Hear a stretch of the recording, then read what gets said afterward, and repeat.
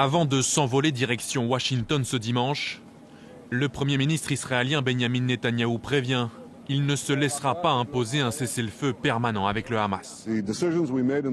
Nos décisions et le courage de nos soldats ont redessiné la carte. Mais je pense qu'en travaillant conjointement avec le président Trump, nous pouvons la transformer encore davantage, pour le meilleur.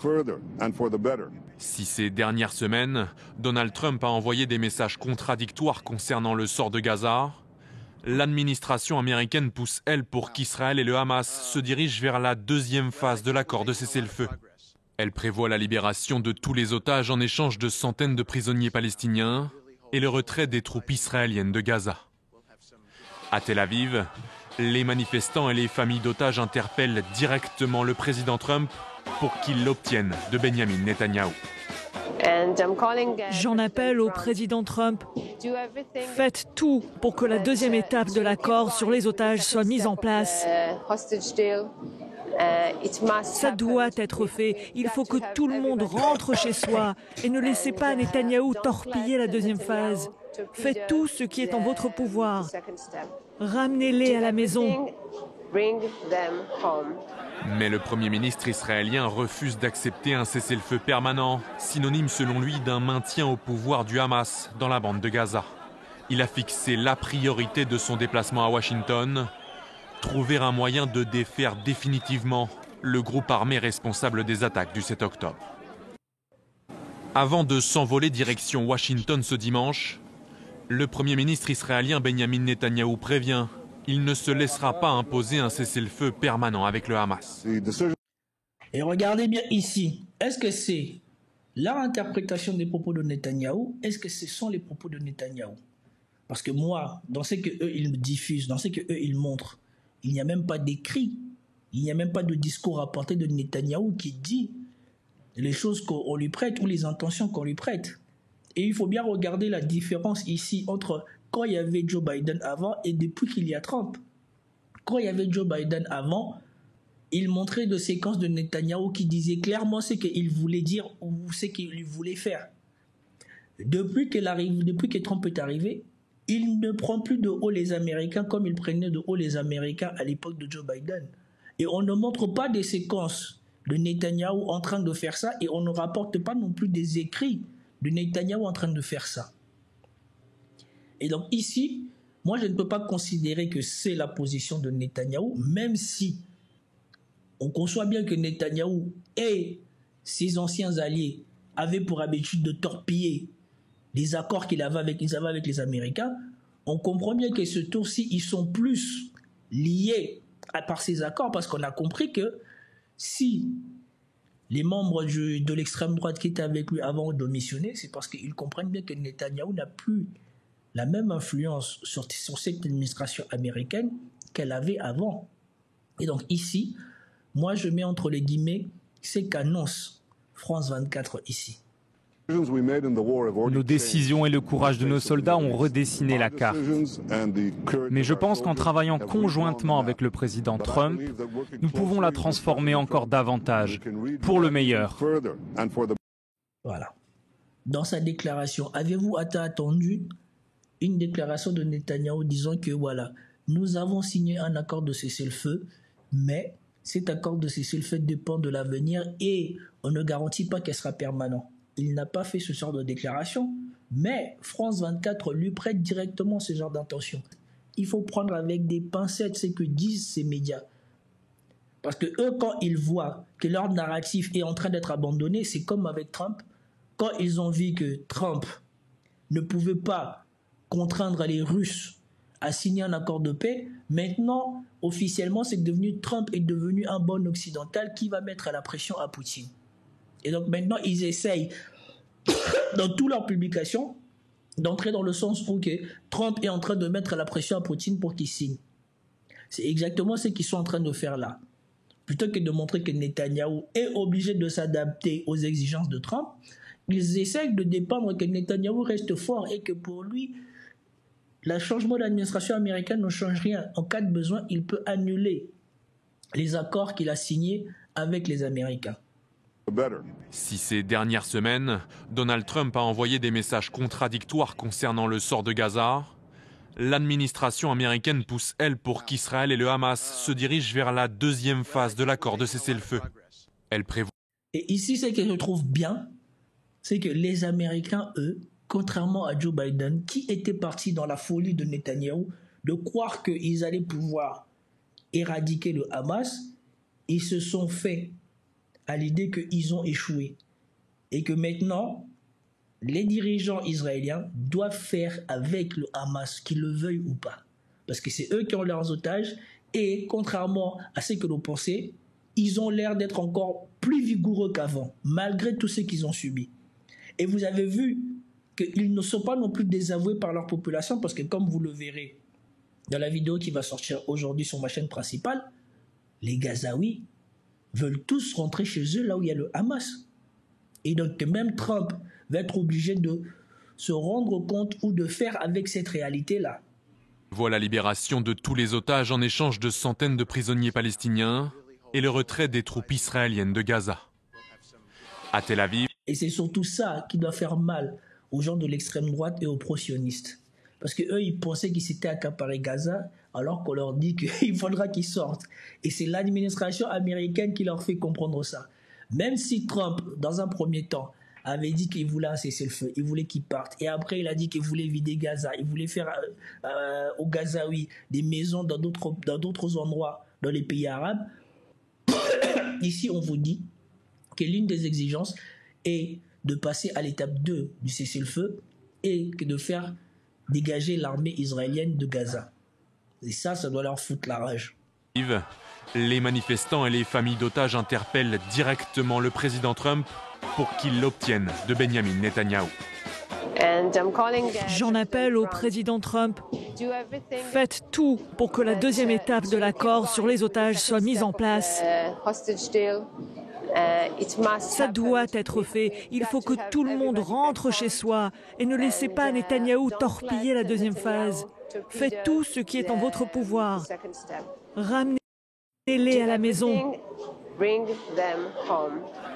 Et vous voyez, ça c'est l'une des autres choses qu'on a notées.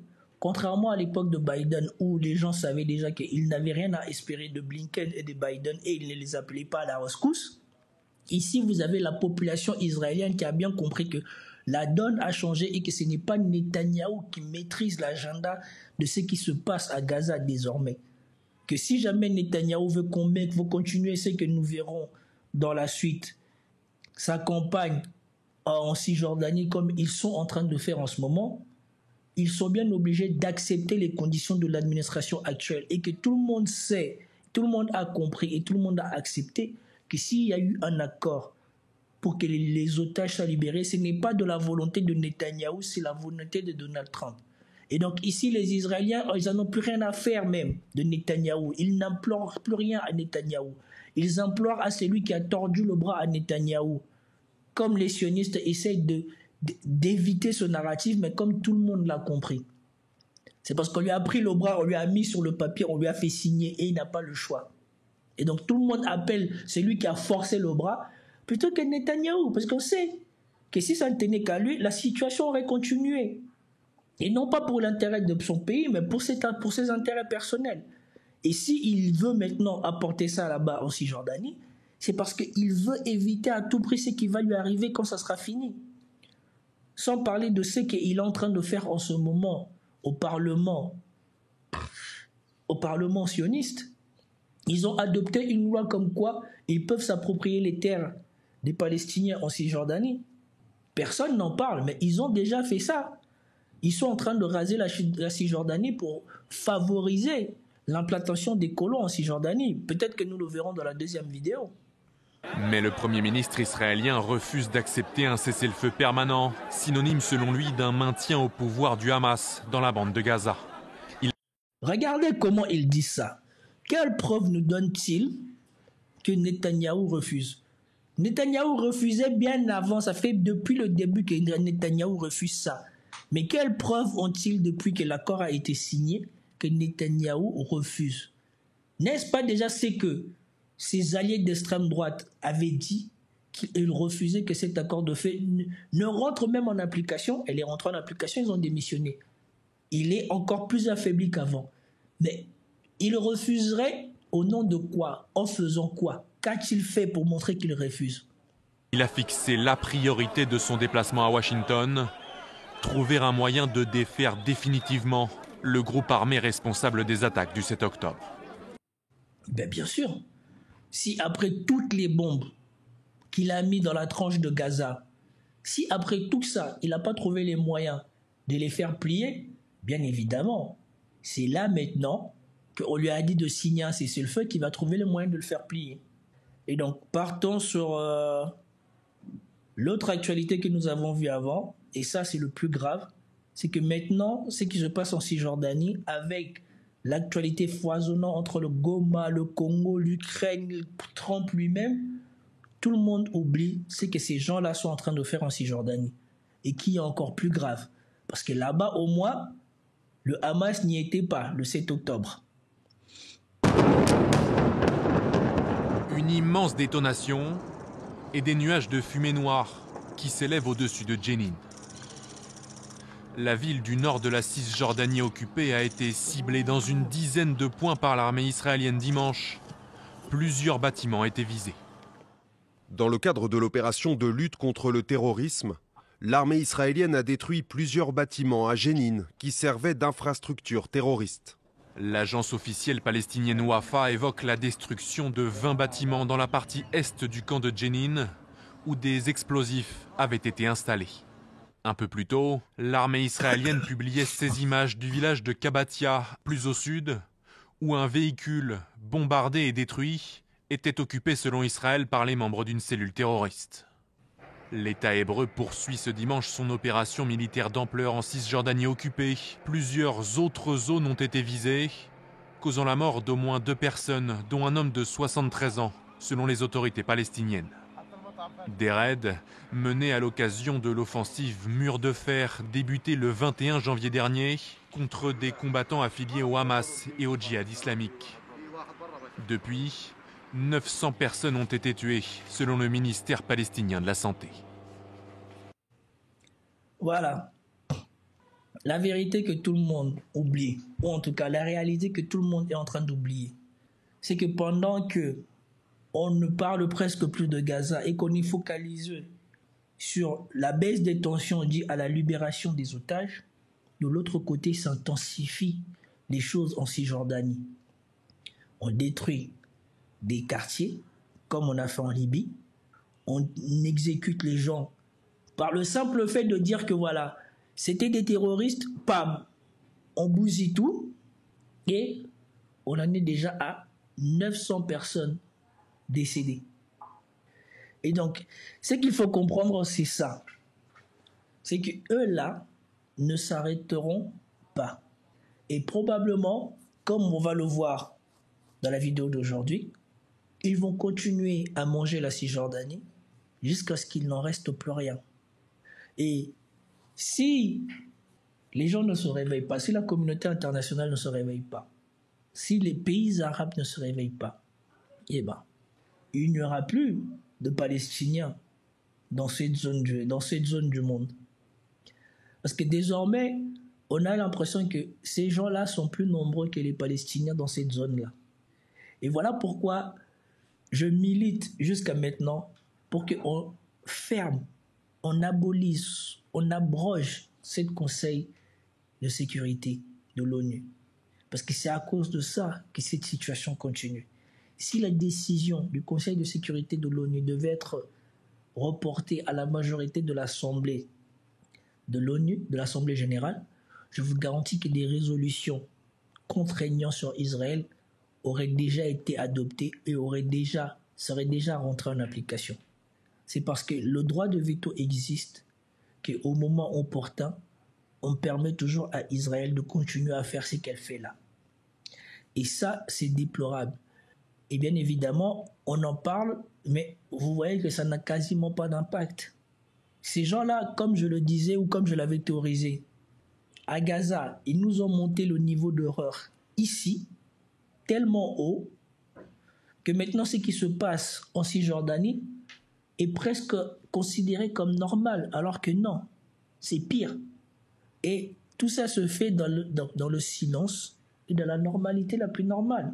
Alors quand vous voyez qu'ils font ça, qu'attendez-vous qu'il se passe pour les Noirs ou pour les Africains ou pour les autres parties du monde? Et voilà pourquoi moi je ne suis pas contre le fait que la population congolaise de Kinshasa s'en est pris aux intérêts des Occidentaux. Moi je ne suis pas pour qu'on les agresse physiquement, mais je suis pour qu'on ne leur permette plus de venir faire ce qu'ils veulent dans notre pays. Moi je suis pour qu'on rompe toutes les relations diplomatiques avec les pays qui appuient le M23, qui appuient le Rwanda, qu'on prenne tous ces diplomats-là, on les fout dehors, que le seul endroit où ces gens-là puissent communiquer avec nous ou partager avec nous quoi que ce soit, ça soit à l'ONU justement. Il faut qu'on les rende aveugles sur nos territoires. S'ils veulent faire des trucs avec leurs satellites, tant mieux pour eux, mais il faut qu'on ne leur permette plus d'être sur nos territoires, de récolter des informations qu'après ils distribuent, de bien faire comprendre à leur population, à eux, chez eux, ce qu'ils font et qu'on désapprouve ce qu'ils font. Malheureusement, la société israélienne, elle soutient ce qui se passe chez eux. Donc, pour une bonne partie. Donc, vous ne pouvez pas, même si vous vous mobilisez contre eux, bien au contraire, ça renforce Netanyahou au sein de sa population. Regardez comme il s'était sorti renforcé quand la CPI l'a poursuivi ou quand la CPI a rendu un mandat contre son pays. Mais il ne faut pas oublier cela. Voilà pourquoi je tenais à en parler aujourd'hui.